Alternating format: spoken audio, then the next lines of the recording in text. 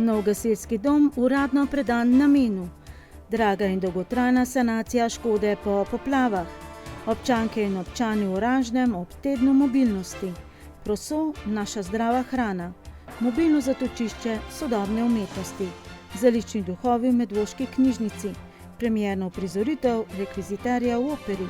Ob harmoniki zaključek jesenskih serenad. Lepo pozdravljeni.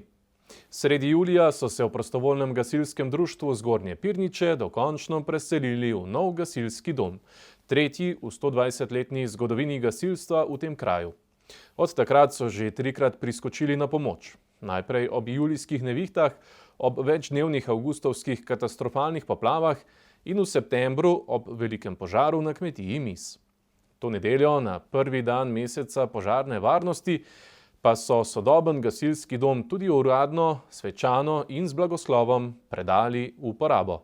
V 120-letni zgodovini gasilstva v Pirničah je to tretji gasilski dom. Prvi jim je služil do 60 let prejšnjega stoletja, drugi, izpred katerega se je to nedeljo vila parada do novega, pa je bil v funkciji vse do pred kratkim, čeprav so se potrebe po novem izkazovale že skoraj 30 letja nazaj, ko so tudi kupili novo parcelo zanj. O praznovanju stoletnice društva leta 2001 so dobili obljubo, da bo dom, no takrat so bile želje še bistveno večje, da bo to center za reševanje in zaščito, zgrajen še to stoletje. 20 let kasneje, ob praznovanju 120-letnice, pa so vendarle položili in tudi blagoslovili temeljni kamen zanj. V začetku lanskega leta sta župan občine Medvode Nejc Smole in predsednik društva Matej Meznarič podpisala pogodbo za izgradnjo novega gasilskega doma z izbranim najcenejšim ponudnikom, podjetjem VG5, in nekaj dni kasneje skupaj z gasilci zasadila lopate in simbolično nakazala začetek gradnje več kot 20 leti pričakovanega in večkrat preprojektiranega gasilskega doma. Potem pa je gradbišče v svoje roke prevzel gradbinec ob siceršnjem tedenskem usklajevanju del. Ja, tale dom sem pa jaz kot bivši predsednik, ki sem bil skoraj 25 let predsednik, zdaj sem častni predsednik. In tudi to čast so mi dali, da sem ta temeljni kamen tudi jaz položil. To je bil zame največje presenečenje. Res, ker smo toliko dolgo čakali za ta prelep dom, ki smo ga danes odprli. Ja, takrat, ko sem temeljni kamen položil, sem rekel, če bom jaz dočakal še otvoritev, ker če bi me takrat eden rekel, da bo dom v dobrih 2 letih tak, kot je danes zgrajen in predan svojemu namenu, ne bi noben verjel. Gasilci so se v nov dom preselili že sredi letošnjega julija, od takrat pa že trikrat priskočili na pomoč. Najprej ob julijskih nevihtah, potem ob večdnevnih avgustovskih katastrofalnih poplavah, ko so reševali ne le premoženje, ampak dejansko tudi življenja, in v septembru še ob velikem požaru na kmetiji Mis. Da gre za bistveno več kot le za največjo investicijo na področju gasilstva v novodobni skoraj 30-letni zgodovini občine Medvode, je v svojem nagovoru ob slovesnem odprtju doma izpostavil tudi župan občine Medvode Nejc Smole. V resnici je ta objekt eden izmed tistih, ki dokazujejo, da živimo v krajih, kjer je skupnost še živa, kjer se njeni prebivalci zavedajo, da gasilci niso le nekdo, na kogar se vedno lahko zanesejo, pač pa v tej skupnosti živi tudi zavedanje, da drug brez drugega ne moremo. Zato naj bo moj kratek razmislek ob današnjem veselem nagovoru namenjen prav temu, da se večkrat zavemo, kako pomembno je, da se na vsakem koraku trudimo za skupno in za skupnost. In še, da bo pot do cilja lažje, če bomo izhajali iz zavedanja, da živimo v času in prostoru, ko nam je dano vse, kar potrebujemo za življenje. Tudi, kadar se lotevamo projektov, kakršen je danes tukaj pred nami. Bi vam uspelo, če bi poslušali le tiste, ki vsem vidijo le negativno? Zagotovo ne, dragi člani. Kot bi ne uspelo brez tistih, ki so bili vse, od projektiranja, dogovorov do izvedbe v prvi vrsti. Nosili ste marsikdaj dobesedno težo dneva in večera. Zahvalil se je vsem, ki so kakorkoli prispevali k izgradnji novega gasilskega doma, njihovim družinam in tudi svojim sodelavcem, tako v občinskem svetu, da so naložbo podprli v proračunu, kot tudi v občinski upravi za pomoč pri izvedbi projekta. Tudi podpredsednik Gasilske zveze Medvode Gašper Mis je v svojem nagovoru razmišljal podobno, da je želja po novem domu gorela dolga leta, da je bilo potrebno veliko trdne volje, močnega zaupanja in ogromno dela, da so dobili sodoben gasilski dom za trenutne in prihodnje potrebe. In še, da bo skupen jezik potreben tudi za potrebne dograditve ali nadgradnje še preostalih gasilskih domov v Gasilski zvezi Medvode. Zgrajeni so bili v prejšnjem tisočletju in načel jih je z občasa, je še dodal. V Medvodah je gasilstvo staro že več kot 120 let. V tem času se je spremenila gradnja objektov, uvajajo se novi materiali, povečalo se je število občanov ter promet.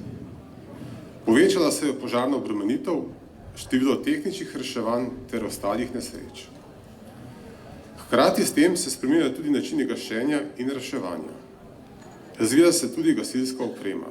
Tudi poveljnik Gasilske zveze Slovenije Franci Petek, mandat se mu ta konec tedna sicer izteka, je zbranim čestitev za sodoben gasilski dom. Seveda pa sam gasilski dom ne pomeni veliko, če nima duše, če nima ljudi, nima ustreznega kadra, nima ustrezne tehnike, nima ustreznega voznega parka, ampak tukaj v Zgornjih Pirničah vaše društvo vse to ima in ste lahko zelo veseli, da lahko zelo kvalitetno pomagate. V protokolu ob tokratni slovesnosti ni bilo izrečenih kakšnih posebnih zahval posameznikom, so se pa člani društva sami zahvalili dvema izmed njih, predsedniku Mateju Meznariču in Leonu Marjascu, ki je kot podžupan občine Medvode zadolžen tudi za področje gasilstva. Moja naloga, vse ali pa nič, a ne.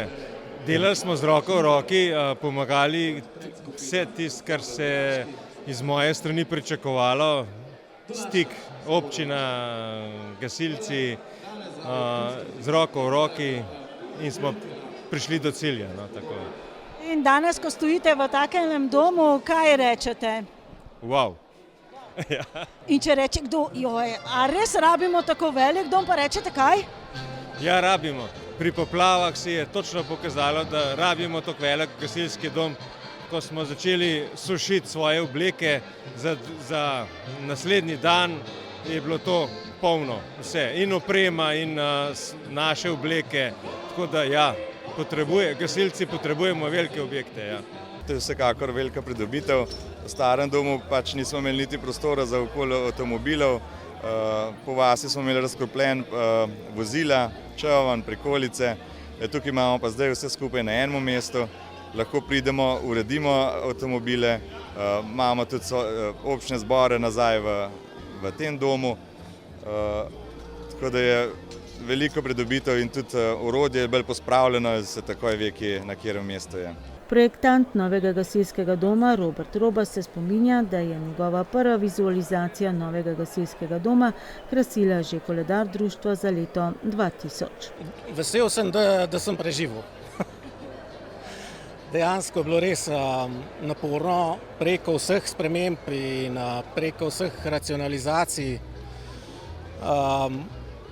preko vseh deležnikov, ki so mogli pač svoje reči, da smo uspeli ohraniti v bistvu skoraj prvotno zasnovo, razen pač en del strehe bi se mogel še podaljšati, kot da strešek več funkcionalni. Mogoče pa ne bi bilo treba tega odra tukaj postavljati, ampak je pač to še neka ideja za naprej ali pa naloga. Več dejavnikov je vplivalo na to, da se je naložba od sprva načrtovanih 1 120 000 evrov povzpela na skoraj 1 400 000 evrov. Energetska kriza je podražila materiale. Druga stvar je bila, ko smo začeli teren razkopavati, so se odkrile neke podzemne luknje, neke kaverne, ki smo jih mogli raziskati in teren sanirati, in je tudi to prineslo nekaj dodatnih stroškov. In na začetku je kazalo, da smo kar v neki slepi ulici, ampak so se sreč na koncu zadeve umirile, malo smo tudi sproti še probali racionalizirati rešitve. Tako da ja, ni bilo skozi čisto jasno, ali bomo prišli do konca. Jaz sem upal, da bomo vsaj pod streho, ampak ja, smo pol zvozili zaradi tega, ker se je pač ugotovil, da dom le toliko pomembna stvar, da jo ne moremo kar pustiti. Objekt je torej zasnovan kot prostostoječa stavba s členjenim tlorisom, ki ga večji del pokriva enotna streha v obliki vala. Sestavljata ga intervencijski del z društvenim domom in garaža z drugačno zasnovo, kot smo jo vajeni, saj ima vsako vozilo omogočen takojšnji izhod. Razpolagajo s 3 gasilskimi vozili, čolnom in prikolico za črpalko in z veliko ostale tehnične opreme. Tu je nameščeno tudi vozilo Gasilske zveze Medvode. Ob glavni hali so še garderobe, poveljniška soba, kopalnica in sanitarije ter večnamenski prostor za predavanja in tečaje. Zgoraj pa je še manjši prostor namenjen za sestanke in arhiv. V društvo je vključenih več kot 70 aktivnih gasilcev in več kot 30 otrok in mladih. Skratka, dom bo združeval. Hočemo še bolj združevati, kot smo zdaj, in da res, kot je povedal poveljnik Franci Petek, da bo dobil dušo. Stari dom je že spraznen? Stari dom je spraznen, tako še dokončno se napravi kupnina in je to zaključena zgodba. Finančna konstrukcija sicer še ni zaključena, se pa v prostovoljnem gasilskem društvu Zgornje Pirniče zavedajo, da bodo morali sami prispevati več kot $500 000. Izgradnja novega gasilskega doma pa ne bi predstavljala vzorec za tovrstne investicije tudi pri ostalih prostovoljnih gasilskih društvih. Medvoški gasilci pa so bili zelo aktivni že dan prej. Po uspešnem državnem tekmovanju so se pomerili še na občinskem tekmovanju, ki je namenjeno predvsem druženju in osvajanju novega znanja. Tekmovanje je potekalo na sončno soboto ob Zbiljskem jezeru, kjer so se zbrali gasilci iz Gasilske zveze Medvode in Gasilske zveze Vodice. Vreme je bilo resnično naklonjeno organizatorjem iz domačega društva PGD Zbilje, ki so pod okriljem Gasilske zveze Medvode izpeljali organizacijo občinskega članskega tekmovanja, ki so se ga udeležili člani in članice. Samo tekmovanje je prevzelo PGD Zbilje, seveda v sodelovanju z Gasilsko zvezo Medvode, ki pa to tekmovanje razpiše. Tako da z gasilci iz Zbilj in z vsemi, ki pomagajo na Gasilski zvezi, smo to tekmovanje danes pripravili. In kako zaenkrat poteka tekmovanje? Vse v redu? Ja, poteka zelo v redu. Enote nastopajo na 7 minut, se pravi je časovnica kar zgoščena. To pa zato, ker je predvidena zaključek in razglasitev rezultatov ob 18. uri. Ekipe so se pomerile v 3 različnih disciplinah. V gasilski vaji, kjer so prikazali poznavanje rokovanja z orodjem, sledil je hitrostni preizkus na štafeti in še vaja razvrščanja. Ja, mi smo po dolgem času prvič na tekmovanju. Nekaj smo vložili v to in smo kar zadovoljni z našim izkupičkom. Kako pa ste trenirali, kdo vas je pripravljal? Ja, v bistvu smo se pripravljali sami, glede na pravila. Pomagal nam je tudi en starejši član, ki je že sodeloval na tekmovanjih, pa smo se pa redno dobivali na vajah. Kako težko pa je bilo sestaviti ekipo in dobiti 9-10 fantov? Ja, je kar problem, nimajo vsi skozi časa, ampak pa majčkeno spodbude poveš, pa malo obljubiš zabave, pa to pa vsi hitro pridejo, pa radi pomagajo. Z nastopom smo res zadovoljni, dali smo vse od sebe, pripravljali smo se več tednov, 2krat tedensko, predvsem v septembru, tako da mislim, da smo izvedli res dobro vajo. In kako težko je bilo sestaviti ekipo in uskladiti urnike? Niti ne težko, enota PGD Zbilje je zelo entuzijastična, zadovoljna, radi se podružimo, tako da nam ni bilo nikoli v težavo oziroma da se ne bi zbrali. 2krat na teden smo malo trenirali. In kdo vas je treniral? Ste imeli kakšne mentorje? Ja, mentorje smo imeli. Ste vajo že upravili? Ne še. Je kaj treme? Mal pa je. In kaj vam je bilo najbolj na vajah zanimivega, mogoče čisto se najbolj bojite danes? Mi se nič ne bojimo. Kakšno vrstitev pričakujete? Med prve 4. Koliko pa mogoče te tekmovalne vrline pridejo prav na samih intervencijah, ko gre za res? Ja, vsekakor so pomembne, ker tukaj se že znotraj enote vidi, kdo je bolj spreten, kdo je hitrejši, kdo je močnejši in glede na to se tudi razdelijo funkcije v sami enoti. To vsekakor pride prav na intervencijah. Se pa dela tudi z gasilsko opremo, razvijajo se cevi, postavlja se sesalni vod, delajo se napadalni vodi in vse to moramo gasilci na intervencijah tudi dejansko narediti, zagotoviti vodo, napeljati vodo do objekta in potem delati napade. Gasilsko tekmovanje pa ni samo druženje in pridobivanje novega znanja. Je tudi priložnost za predstavitev gasilske dejavnosti novim članom, ki so jih vedno veseli. Čeprav so urniki članov pogosto natrpani z obveznostmi, so si v soboto z veseljem vzeli čas za gasilsko dejavnost. Kako ste zadovoljni z udeležbo in do sedaj videnim? Z sedaj videnim sem kar zadovoljen. Trenutno nastopajo v tem trenutku bolj medvoške ekipe, ki so na začetku tekmovanja. S prijavljenimi ekipami sem tudi zadovoljen, kajti iz Gasilske zveze Medvode je prijavljenih 16 ekip, kar pomeni 160 tekmovalcev, in pa iz Gasilske zveze Vodice 15 ekip, predvsem pa kar sem vesel na podlagi zadnjih let, imamo na današnjem tekmovanju iz Gasilske zveze Medvode 5 društev, tako da pričakujem, da bo drugo leto tudi 6. Tekmovanja so jim v veselje, je pa res, da je časovna stiska pri vseh v privatnem življenju pač velika. Kajti navsezadnje ni samo tekmovanje, tukaj gre tudi za druženje in je problem včasih dobiti 9-10 tekmovalcev na tekmovalno enoto. Zmagovalci so tokrat domov odšli s pokali. Zmage so se razveselili člani A iz PGD Zbilje, gasilke iz Sore so slavile v kategoriji članic A in B, med člani B pa so se na najvišjo stopničko povzpeli gasilci iz PGD Spodnje Pirniče, Vikrče za vrh. In še ostajamo pri gasilcih. Vsakoletno srečanje gasilskih veteranov in veterank je letos potekalo brez tradicionalne strokovne ekskurzije, saj so se ji v duhu solidarnosti do tistih, ki so jih prizadele nedavne poplave, odpovedali. Poudarili so predvsem vključevanje zaslužnih gasilcev v društva in njihovo vlogo pri predajanju znanja mlajšim generacijam. Srečanja so se udeležili člani vseh 6 prostovoljnih društev v naši občini. Predstavljeno je bilo dosedanje delo in načrti za naprej. Predvsem so poudarili krepitev medsebojnih vezi in izraz pripadnosti gasilstvu. Prav gasilski veterani so bili tisti, ki so postavljali temelje prostovoljnemu gasilstvu. To ni bil hobi, ampak poslanstvo. Letos smo se odločili zgolj za srečanje, kajti v vseh preteklih letih, že dolgo leta tradicionalno, smo obiskali kraje širom po Sloveniji, bili smo tudi že v Avstriji, na Hrvaškem, tako da smo res obiskali vse kraje, naša prostovoljna gasilska društva po Sloveniji. Vedno pač združimo tako imenovano izlet, tudi strokovno, s strokovnim delom, kar pomeni, da se ogledamo gasilsko organizacijo in seveda v letošnjem letu pa glede na poplave, na situacijo, ki je prizadela tudi našo občino, smo se odločili, da malce privarčujemo sredstva in tako izpeljemo zgolj srečanje in to srečanje letos poteka v Medvodah. Kdor ne spoštuje preteklosti, težko živi v sedanjosti, prihodnosti pa nima, je bilo slišati uvodoma. Veterani so predstavili tudi nove organe, ki bodo njihove vrste zastopali naslednjih 5 let.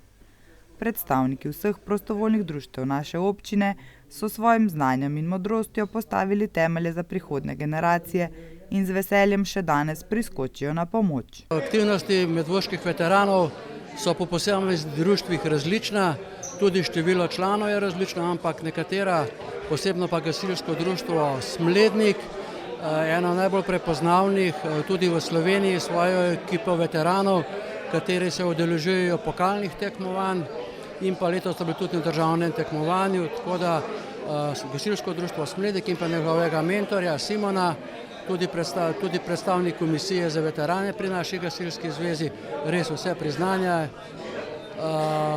kar si lahko samo še po drugih društvih tudi želimo.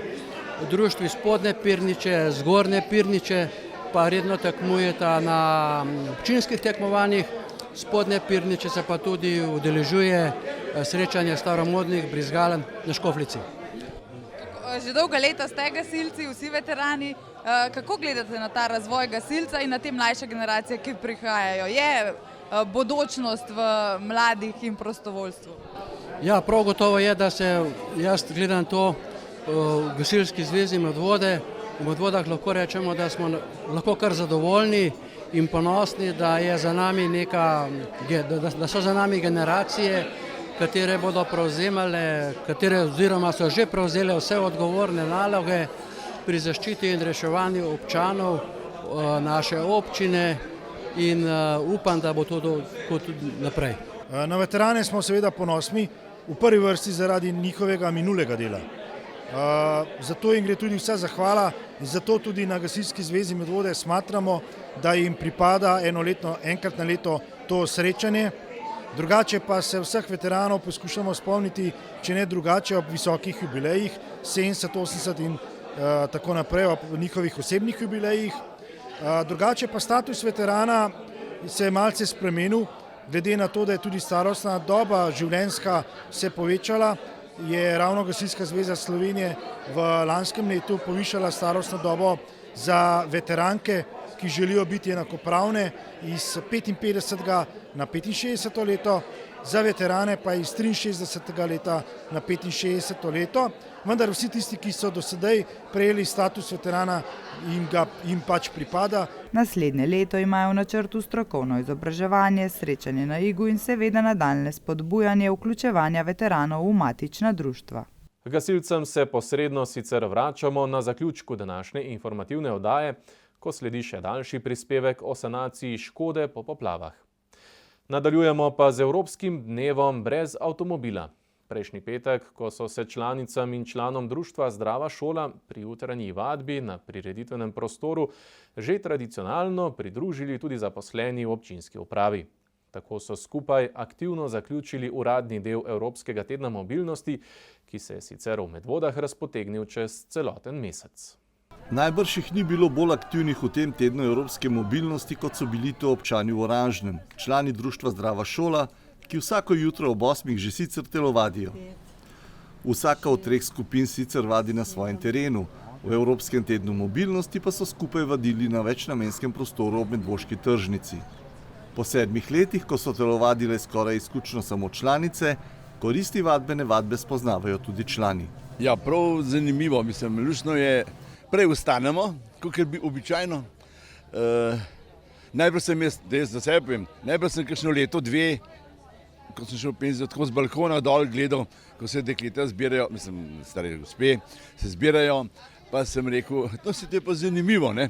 Pa me žena je šla, pa sem pa še eno leto njo gledal, pa me je le malo brcala in na koncu me je le, tudi zdaj že kakšno dobro leto pa pol, sem aktiven in mi čist nič ne manjka, se dobro počutim, prav fajn se razmigam, včasih potem, oziroma včasih, večkrat pa zaprav, greva pol še eno rundo tamle zgor skozi Bonovc, pa po tisti 3 stezi pa okrog malo se sprehode za kakšno uro pa pol, če ne dopoldne, pol popoldne. V glavnem, fajn se razmigamo. In ravno to, da se razmigajo, je garancija za zdravo starost. Vadba Zdrave šole je razdeljena na 3 dele, začnejo pri dlaneh, končajo pri podplatih. S tem dosežejo maksimalno gibljivost telesa in zmanjšajo bolečine. Z redno in zmerno telesno dejavnostjo preventivno in pozitivno vplivajo na svoje zdravje in dan obogatijo z dobro voljo. Vaje so preproste in primerne za vsakogar. Vodijo jih usposobljeni prostovoljci s pomočjo strokovnega kadra. Vadba šole zdravja pomaga številnim, saj se po različnih krajih Slovenije vsako jutro ob 7:30 uri hkrati razgibava 5100 oseb v 95 občinah in v 260 skupinah. Ste vedeli, da je bilo proso včasih hrana revežev, danes pa se vse bolj vrača v svet kulinarike, tudi v bolj prefinjeni različici? Kako vse se lahko uporablja, so lahko poskusili in videli obiskovalci kulturno-kulinaričnega dne, ki je na sicer deževno septembrsko nedeljsko popoldne privabilo številne obiskovalce. Vse skupaj se je dogajalo pod kozolcem kmetije Prčrnet. Pod Črnetovim toplarjem na Verju se je odvil dan prosa, etnološko-kulinarična prireditev, ki je nastala v sodelovanju s turističnim društvom Pirniče. Obiskovalci so se lahko okrepčali številnimi kulinaričnimi izdelki, izdelanimi iz te kulturne rastline. Jesen pod Črnetovim toplarjem mislim, da je že kar tradicionalna, čeprav 2 leti oziroma 1 leto, če se ne motim, jo nismo imeli. Ampak tokrat smo se pa odločili, da jo ponovimo, ker tukaj je ambient, ki pritiče temu, da obujamo kakšne stare stvari. Ja, in kot ste vprašala, pripravili smo same domače dobrote, to se pravi kašne, zele se po domače reče, s prosteno kašo, z mesom in z ocvirki zabelen, potem narastek iz prosene kaše, ki je tudi, bom rekla, dodano nekaj dobrot, in sicer rozine in pa češplje. Pravijo, da med slivami in češpljami je velika razlika, tudi marješka pehta, mislim, da tako govori. Torej, mi smo dali češplje noter in pa pripravili Anine štrukle domače, skutine, ajdove in pa čokoladne in sadne. Tako da jaz mislim, da smo pripravili tisto, kar je včasih pri babicah doma v kuhinji dejansko res dišalo in bilo na žlico dobro in tudi za sladico dobro. Na naši strani je, da prikažemo pridelavo in predvsem predelavo prosa. To bomo pokazali, kako se proso mlati, ki so v bistvu ne mlati, ampak menca. Potem bomo pokazali čiščenje, pokazali bomo mletje in seveda naši kulinari, ki so spekli dobrote iz prosene kaše. Nekaj bomo tudi povedali o prosu kot takem, ker si zasluži mesto više na prehrambeni lestvici, kot si kdo misli, ker je res zdravo, predvsem v tem današnjem tempu življenja in prehrane, ki je vse prej kot zdrava. Tako da meni kot gospodarju kmetije je najbolj žal truda in dela prostovoljcev, da nam ga takole vreme pokvari. In jaz, kot večkrat rečem v šali, te vremenarji naši imajo predrage naprave za napoved vremena, jih ne znajo uporabljati. Kljub slabši vremenski napovedi je bil dogodek dobro obiskan.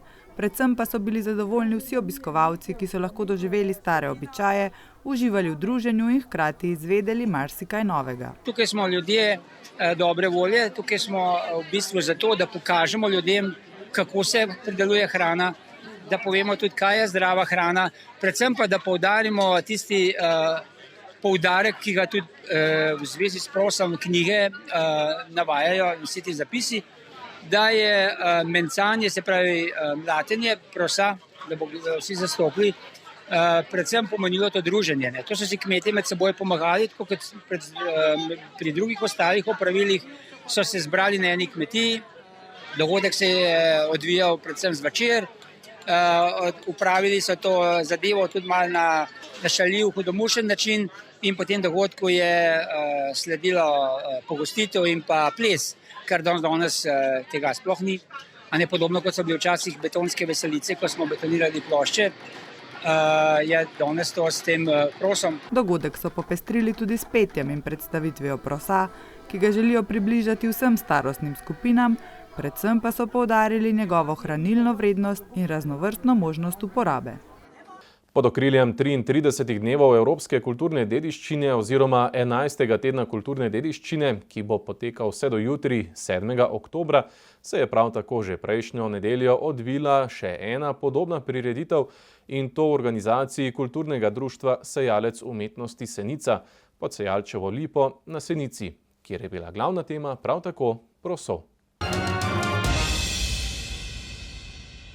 V mesec oktober smo vstopili z odprtjem majhne, a vsebinsko bogate galerije, ki so jo poimenovali Mobilna zatočišča sodobne umetnosti in je svoje prostore dobila v kletnem prostoru rojstne hiše Jakoba Aljaža.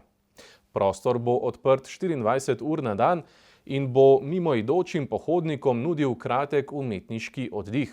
Vsem kulture in umetnosti željnim posameznikom ter družinam pa tudi ogled delčka notranjosti rojstne hiše ob njim ugodnem času. Nova galerija je tako vzpostavljena v majhnem prostorčku, za katerega bi večina menila, da je neuporaben za kaj drugega kot shranjevanje domačih pridelkov. Gre za prostor, ki ima dostop samo iz zunanje strani hiše, tik ob začetku poti na Šmarno goro. Zanimiva umetniška ideja se je porodila avtoricama, ki sta uspešno oživili tudi idejo o hiši na hribu. Galerijo odprtih vrat prvo smo lansko leto postavili že na domačiji pri Lenart in sicer v obnovljeni kašči. In tako sva sebino naumili, da bi bilo super, če bi bila neka taka galerija tudi v rojstni hiši Jakoba Aljaža.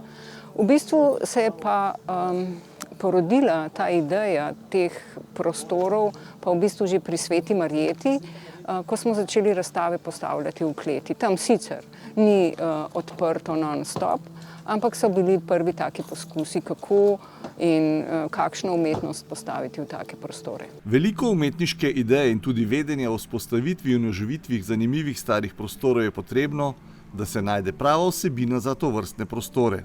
Bi lahko rekla, da smo se z Mojco lotili malo drugače, kot sicer postavljamo.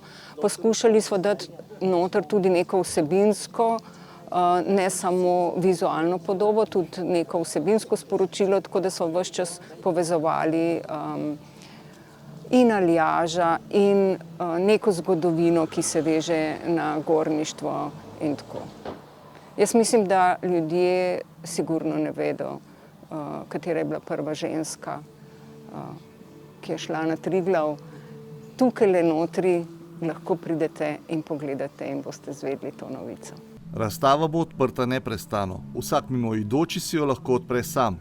Prostor se mu avtomatsko osvetli, ekipa avtorjev galerije pa bo redno skrbela za normalno vzdrževanje prostora. Vsekakor ideja, ki je vredna rojstne hiše Jakoba Aljaža in ki bo tudi z vsebino nagovarjala mimoidoče in vse, ki bodo v Aljaževo rojstno hišo prišli na kakšen drug dogodek. V knjižnici Medvode si lahko še do 13. oktobra ogledate razstavo slik Zeliščni duhovi avtorice Ljubov Krijučkove, ki živi v Spodnjih Pirničah. To je njena že tretja razstava v knjižnici na Sotočju in preko nje obiskovalcem knjižnice prinaša sporočilo njene ustvarjalnosti in razmišljanj. Ljubov Krijučkova je umetnica, ki jo najdemo pod umetniškim imenom Malju. Njeno poslanstvo je prek umetniških stvaritev ljubezen do narave prenašati na platno in na ta način v domove ljudi. Danes, v dinamičnem ritmu življenja, čuti močno potrebo po ohranjanju notranjega ravnovesja, po svetlobi in ljubezni, po prežemanju silami narave. Zelene rastline, ki nam pomagajo, ostaja ohranjena notranjega ravnovesja in harmonije. Njena umetnost govori o odnosu med naravo in človekom, o obnavljanju življenjskih virov in harmoniji, saj smo vsi del narave. Narava, ki nas v Sloveniji obdaja, je čudovita in opazila je, da ljudje večino časa preživijo v naravi in so s tem v tesnejšem stiku z njo. Te slike jaz sem začela slikati poleti, kdaj včasih hodila na sprehod in ta tema prišla k meni. V razstavljeni zbirki slik se osredotoča na tisto, kar nam daje vir in okus za življenje. Serija 6 slik je predstavljena v enem samem nizu, kot znak naše enotnosti z naravo, kjer ustvarjamo naravno celoto življenja. Dela so narejena z oljnimi barvami, zemeljske barve simbolizirajo podporo, zelene barve pa energijo, razvoj in harmonijo. Umetnica skozi razstavo vabi, da spoznamo rastline, ki blagodejno vplivajo na našo auro in razpoloženje. Z vdihavanjem arome listov, absorbiranje sončnih žarkov smo nasičeni življenjsko energijo. Poleg umetnice se je na razstavi predstavila tudi aromaterapevtka in botanična parfumerka Nina Medved, ki je predstavila vonje in zgodbe rastlin ter njihovo uporabo v aromaterapiji. V četrtek 21. in petek 22. septembra nas je na premierno uprizoritev predstave Rekviziter v operi povabil Roman Veras, predsednik KUDA Jarem, ki se je podpisal pod scenarij, režijo in scenografijo te gledališke uprizoritve v 3 dejanjih, ob vsem naštetem pa odigral še glavno vlogo. 2 dneva zapored je napolnil gledališki prostor kulturnega doma Franz Aleški Finžgar na Senici.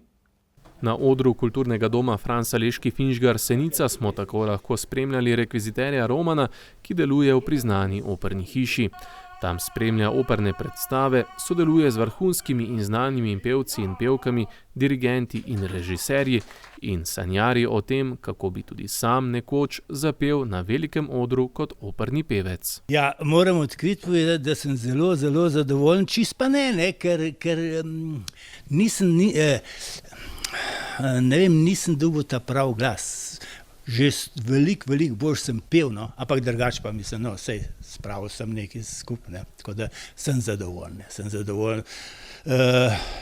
Obiskovalci so bili tudi zadovoljni, se videli po aplauzu, tako da sem lahko ponosen in srečen. Z radovednostjo spremljamo njegovo življenjsko zgodbo, ki se gledalcu razkriva ob posrečenih dialogih z rekviziterjem in prijateljem Lutko Lukcem. Lukec je taka luškana, prijazna in hvaležna vloga, kateremu lahko se vse zaupa, vse se mu izpove. Malo je tako otročine, veliko zahteva, ampak to je vse v stilu pač te vsebine, da potem jaz lahko izpeljem tisto, kar sem želel. Rekviziter v operi je gledališka izpoved o dveh bratih, mlajšem, ki bi rad postal operni pevec, a je bil celotno kariero zgolj rekviziter v priznani operni hiši, in starejšem, ki bi to ob svojem neizmernem pevskem talentu zlahka postal, a se je odločil drugače. Zakaj opera? Zato, ker je v bistvu ta igra moja velika želja. Sam sem hotel postati tudi operni pevec. Seveda, to mi ni nikoli ratalo. Brat bi pa lahko, pa ni šel v to. No in to je ta zgodba med breko. No, poklon mojemu bratu, ker on bi pa res lahko postal svetovni tenor, ne? To so vsi pokazatelji pa glasbeniki govorili, to bi lahko bil, pač ni. Jaz bi pa rad bil, pa seveda nisem postal. On je bil igralec, gledališki, lahko bi bil operni pevec, rekli so vsi svetovni, tudi tista gospa, ki sem jo omenil v samem delu, učiteljica oziroma take operne pevce, vadila solo petja, ni postal, jaz bi rad postal. Nažalost, veste, je tako žalostno brat končal, ne? In žalosten sem bil pa tudi jaz, zato sem pa to igro posvetil njemu. Roman Vera se je podpisal pod avtorstvo, režijo, scenografijo in igro predstave z eno samo željo, čim bolj pristno prikazati svojo ljubezen do operne glasbe in izpovedati avtobiografsko zgodbo dveh bratov. Predvsem pa je rekviziter v operi predstava o veliki ljubezni do operne glasbe in predstava, v kateri nam glavni igralec vendarle predstavi tudi svoj pevski talent. Ja, z operno glasbo in sploh z glasbo nasploh, tudi klasično pa to, tudi moderno, no, ampak glavno so opere, operne arije, tenoristi, sopranistke, mislim, to mene ponese v nebo. Ideja o predstavi je nastajala vse od 16. leta starosti naprej, prizna Roman. Sicer tudi strasten zbiralec vinilnih opernih plošč, a ob tem hitro omeni: Pri meni je velika zaloga, ampak ne bom nič prodal. Pisanje teksta je bilo kar pol leta, ampak vsebina je pa nastajala od 16., 15., 16. leta, ko sem osvojil ta stil glasbene. Želja je, da bi s predstavo gostoval še kje in tako med ljudmi širil ljubezen do operne glasbe. Z zadnjim letošnjim koncertom z naslovom Lovilec sanj v izvedbi Marko Hatlak benda so se 47. jesenske serenade za leto dni poslovile iz Medvod. Letošnja stalnica, skoraj polno prizorišče koncerta, se je ponovilo tudi v Kulturnem domu v Medvodah, kjer so se zbrali ljubitelji energične, s čustvi nabite glasbene interpretacije, harmonike in spremljajočih instrumentov.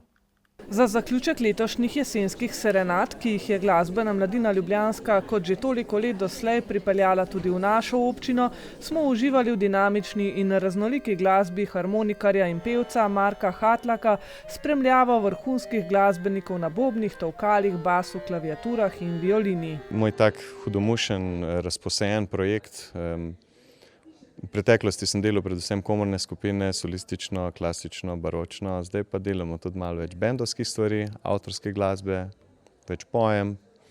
In ti glasbeniki, ki so ob meni, sem fan vsakega posebej in sem vesel, da lahko tako skupaj delimo oder, se hecamo in zabavamo ljudi. Virtuoznost in pozitivni naboj celotne zasedbe, Žiga Kožar na bobnih, Leon Firšt na klaviaturah, Erik Čebokli na basu in Lazaro Zumeta na tolkalih in violini daje Marku Hatlaku ogromno navdiha tudi za improvizacijo. Večino stvari imamo dogovorjene, se poznamo, vemo, kje smo v formi, ampak same podrobnosti solo, to je pa seveda improvizacija, pa potem se inspiriramo, če nekdo gradi neko zgodbo, ga pustimo, da pripelje v nek nov neznan prostor in tako poskušamo malce eksperimentirati. In to je prav ta lepota, da nekako se vržeš v vodo in potem, da ni vse sprogramirano. Ampak sicer pa seveda igramo od klasike do tanga, do balkanskega nekak fusion, ali kako bi temu rekel, neke mešanice, pa tudi avtorske skladbe, tako da poskušamo nekako pokazati lepoto glasbe kot same, ne zdaj nujno eno stilsko smer v tem smislu.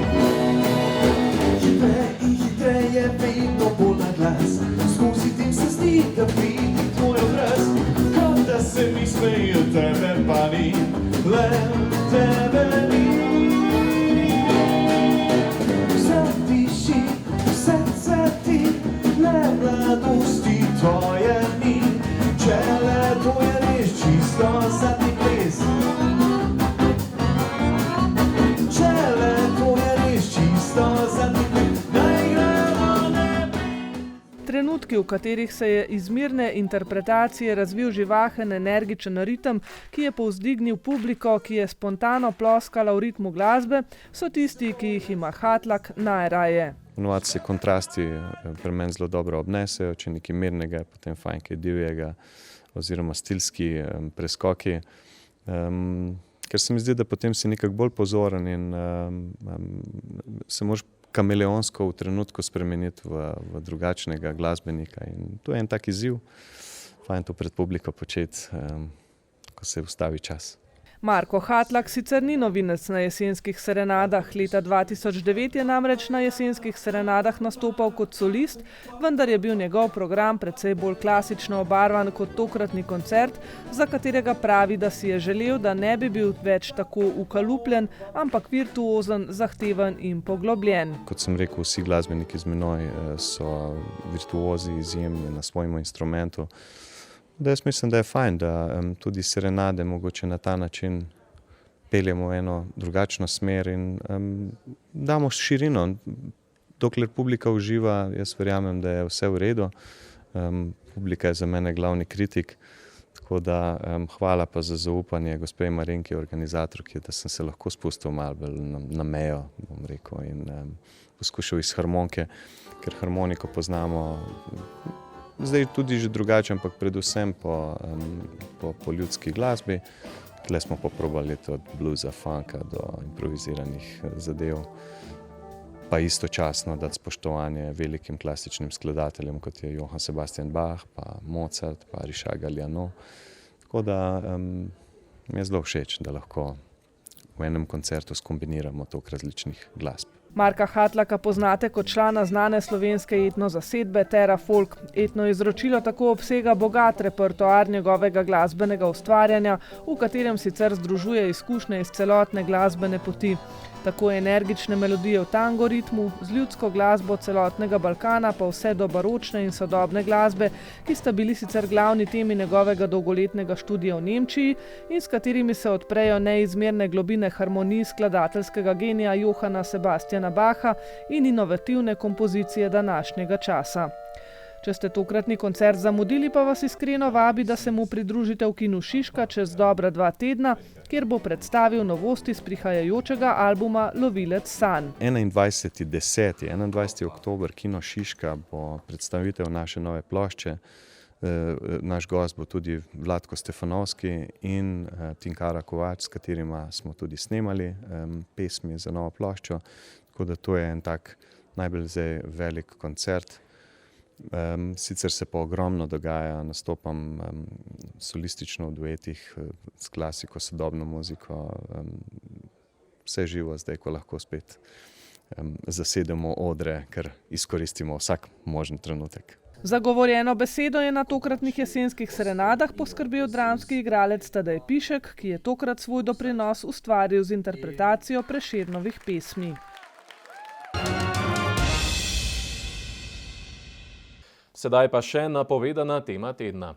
Že v prejšnji oddaji smo poročali, da so občani in pravne osebe v roku oddali 280 vlog za oceno škode na objektih po avgustovskih velikih poplavah. Ta je ocenjena na dobre 4 milijone evrov. Na območju občine Medvode je sicer zabeleženih za dobrih 28 milijonov evrov škode. Od tega država ocenjuje za dobrih 12 milijonov evrov škode na vodotokih, 10 milijonov evrov škode pa je zabeležene na javni infrastrukturi v lasti in upravljanju občine Medvode. Na območju naše občine se je sprožilo tudi 22 plazov. Njihova sanacija je ocenjena na skoraj $1,5 milijona evrov. Fazi intervencije in fazi popisa škode sledi sanacija, ki pa bo, glede na obseg škode, dolgotrajna in tudi finančno zelo zahtevna. O tem z županom Nejcem Smoletom. Občina Medvode je po velikih poplavah v intervenciji, ki je uradno trajala vse do konca avgusta, porabila za dobrih 660 tisoč evrov proračunskih sredstev. Gre za kritje stroškov, ki so nastali zaradi reševanja najprej življenj, potem premoženja in varovanja infrastrukture. Največ za stroške dela, opravljenih ob in na vodotokih in cestah, ter plazovih in za stroške vseh pogodbenih izvajalcev. Več kot 30 jih je, ki so ob tem pomagali. Ker je bil aktiviran državni načrt, se je občina rešila vsaj bremena refundacije plače prostovoljnim gasilcem ob odsotnosti z dela.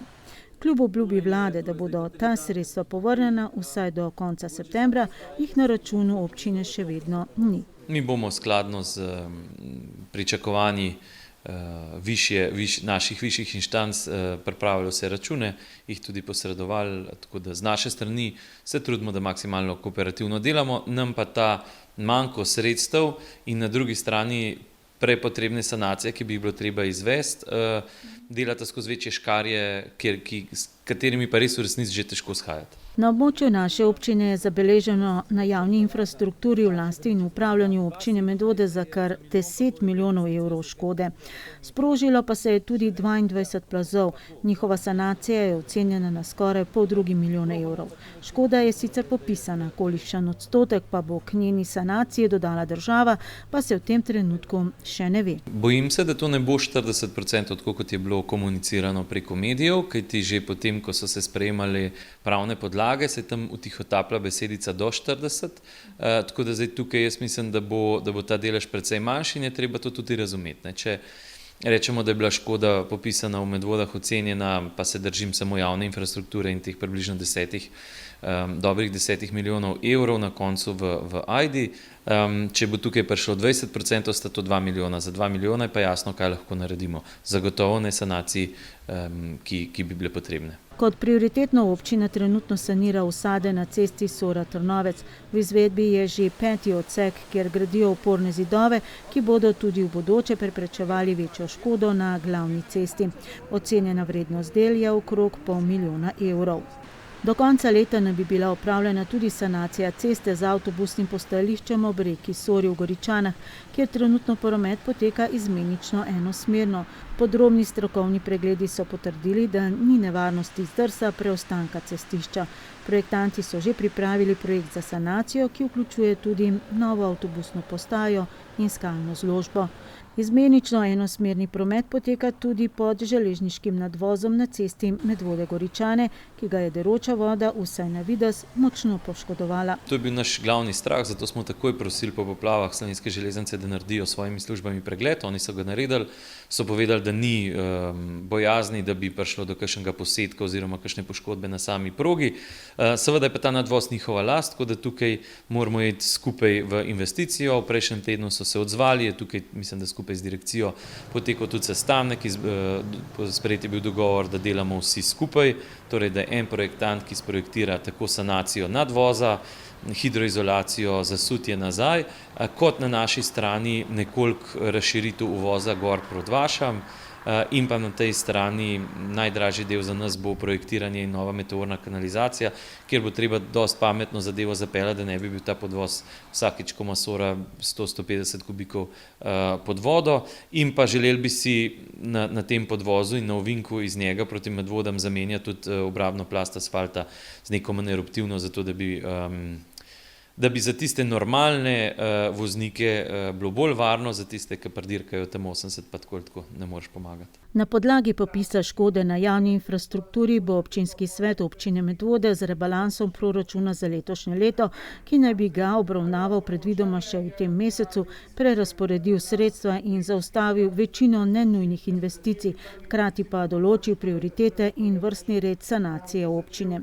Poleg poplav je rebalans potreben tudi zaradi bistveno nižje realizacije iz naslova komunalnega prispevka, trend novogradenj se namreč zaustavlja in tudi dejstva, da bo del plačilne nadomestila za uporabo stavbnega zemljišča zapadel v prihodnje leto. In če temu prištejemo pač še te poplave, ki so nas prizadele, potem je jasno, da v rebalansu sploh ni debate, ali kaj bo omejevati, kaj ne, vse, kar ni nujno, vse, kar ni začeto in vse, kar ni podprto z evropskimi sredstvi, bo pač počakalo.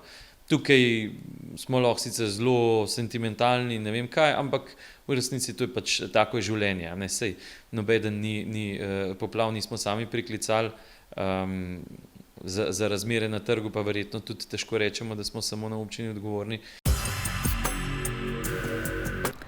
Največ škode na javni občinski infrastrukturi so poplave sicer povzročile na mostovih in brveh. In čeprav morda izgleda, da se na njih nič ne dogaja, temu menda ni tako.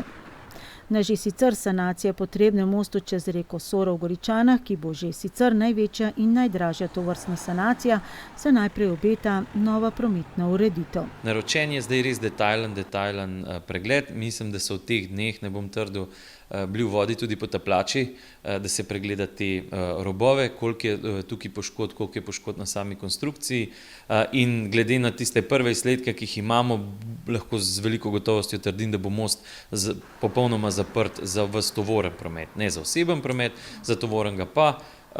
Ne bo pa to poceni.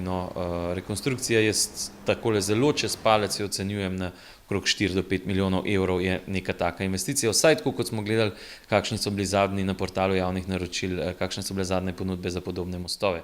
Ampak kaj čmo, pač do tega je prišlo, tudi to bo treba urediti. Je pa res, da ko se takole pogovarjamo o milijonih, zelo hitro govorimo pravzaprav o kompletnem investicijskem potencialu naše občine za cel mandat. Novo prometno ureditev pa bo bržkone dobil tudi most čez reko Soro v središču Medvod, ki bodo sanacije namenjen le pešcem in kolesarjem. V prihodnje bo treba zdaj najprej sanirati enega od podpornikov. Ko so šli v vodo, ko so naredili tudi detajlen pregled pod vodo, se je ugotovilo, da je ena večja poškodba na enem od podpornikov, nič katastrofalnega, zadeva se bo pač posanirala. Je pa res, da zdaj hkrati se dela preverba, da bi naredili enosmerno cesto, torej da bi bil mogoč promet iz centra ven, s tem bi pridobili kar precej površine za pešce in kolesarje in naredili cel most bi verjetno postal bolj prijeten za uporabo, ker danes, če smo iskreni, za pešce je bolj ali manj neuporaben. Tudi napovedi za sanacijo celoti uničene brvi čez reko Savo v Vikrčah, ki si jo občina deli z mestno občino Ljubljana, so obetavnejše, kot se je morda sprva zdelo. Dobili smo donatorja, ki je pripravljen oziroma je že pristopil k temu, da bo plačal kompleten strošek projektiranja.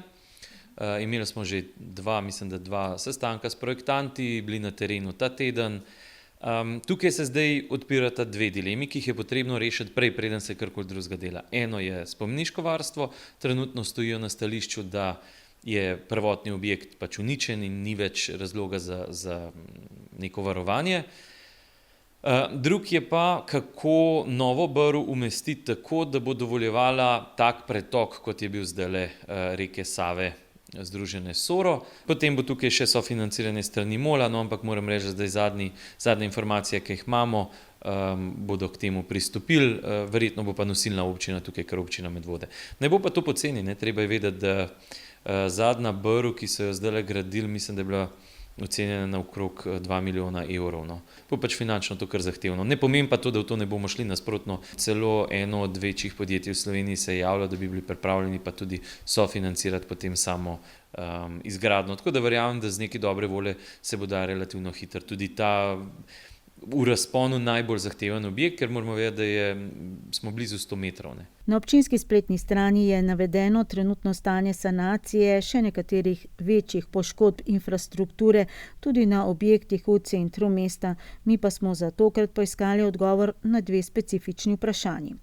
Kako poteka sanacija kletnih prostorov in pritličja občinske stavbe in kdaj, če sploh si lahko obetamo vrnitev krajevnega urada Upravne enote Ljubljana, ki je najemnica prostorov? Ne, jaz mislim, da bojazni, da ne bi prišli nazaj, ni. Nažalost se niso odločili, da zdaj v tem umestnem času vzpostavijo prostore nekje drugje v Medvodah, ampak pač so enostavno zaprli.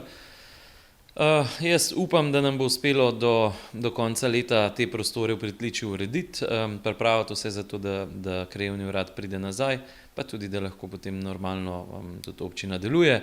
Je pa resno, to se mi zdi korektno povedati, da ni to naša zdaj prva skrb. In še, ali bo nogometno igrišče še kdaj služilo svojemu namenu? Po županovih zagotovilih bo. Mislim, da so za petek naročene sondaže okrog mulja, ali bo zdaj samo nogometno igrišče lahko za neko cenejšo varianto prideti čez sanacije, ali bo treba v kompletu vse zamenjati. To, če govorimo o tej mala umetna trava, je bila delno že sanirana in rešena. Ponudbe za ograje, za obnovo ograj okrog že imamo. Bolj se odpira vprašanje, kaj narediti s temi objekti, ki so v resnici uničeni. Ne. Ti objekti so bili do strehe pod vodo, še tisto, kar je bilo noter, torej vse stene, vse bi bilo treba ven zmetati in se v resnici pojavlja vprašanje, če ne bi bilo bolj ekonomično celo zadevo podreti pa postaviti neko kot rekonstrukcijo, neko relativno enostaven objekt nazaj. O tem se bomo verjetno odločali takoj, ko bomo videli, kakšne so poškodbe samega nogometnega igrišča.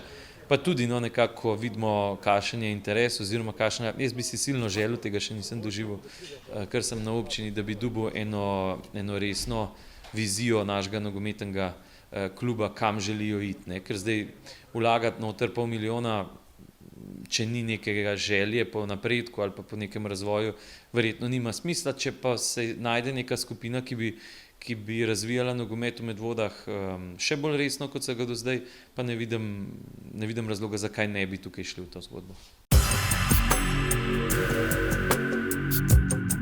Država ocenjuje, da je na območju naše občine tudi za dobrih 12 milijonov evrov škode na vodotokih, s katerimi sicer upravlja sama. Se je torej bati jesenskega deževja? Treba je pa se zavedati, da od vse silne mehanizacije, ki menda ropota po državi, imamo mi samo en bagerček, ne mi, ampak država samo en bagerček v ločnici.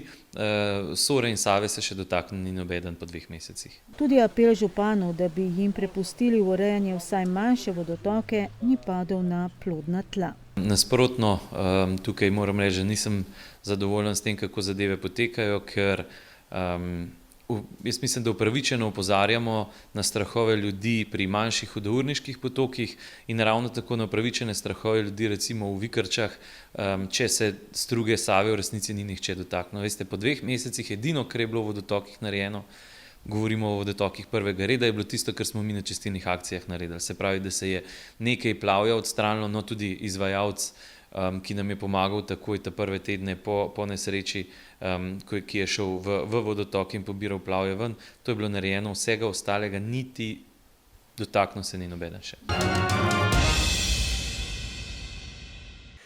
Vsi izvajalci so v času, ko se izvaja obnova celotne države, zelo zasedeni, zato so roki izvedbe dolgi. Visokemu povpraševanju pa sledi tudi hitro povečevanje cen. Zato se občine, ki so jih prizadele avgustovske poplave, soočajo tudi z likvidnostnimi težavami. Zato upajo na čim prejšnjo finančno pomoč. Tudi občina Medvode. Odprava škode bo zagotovo dolgotrajna, zato se občanom zahvaljujejo za potrpežljivost in razumevanje. Tudi nekaj tega običajno manjka tistim, ki se znajdejo v tedenski črni kroniki, ki sledi.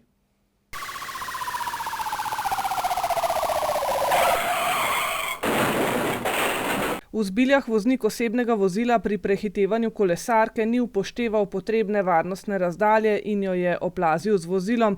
Kolesarka je pri tem padla po vozišču in se poškodovala ter potrebovala zdravstveno pomoč. V Zgornjih Pirničah so občanki na parkirnem prostoru poškodovali vozilo.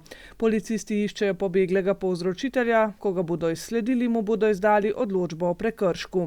2 voznika pa sta imela manjšo nezgodo pred trgovskim centrom, ker ni bilo večje škode, so policisti izdali obvestilo o odstopu od ogleda. Občan je na policiji javil, da je na bančnem avtomatu v Zgornjih Pirničah pozabil gotovino, ki si jo je očitno najditelj prisvojil. Policisti preiskujejo kaznivo dejanje in bodo o ugotovitvah obvestili tožilstvo v Ljubljani.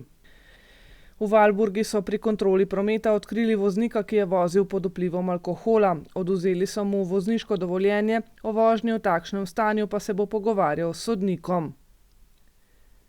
Policisti občane opozarjajo, da zaklepajte svoje stanovanje, ko odidete ven, in ravnajte samozaščitno, da ne boste dajali priložnosti nepridipravom, ki za vogalom pridno čakajo, da vam bodo kaj ukradli. Podatke o delu Policijske uprave Ljubljana pa seveda najdete na njihovi Facebook strani, zato jih pridno posledite. To je bilo vse v tokratni oddaji. Vse dobro vam kličemo in želimo prijeten konec tedna. Do prihodnjega četrtka, ko ste ponovno vabljeni v našo družbo. Nasvidenje.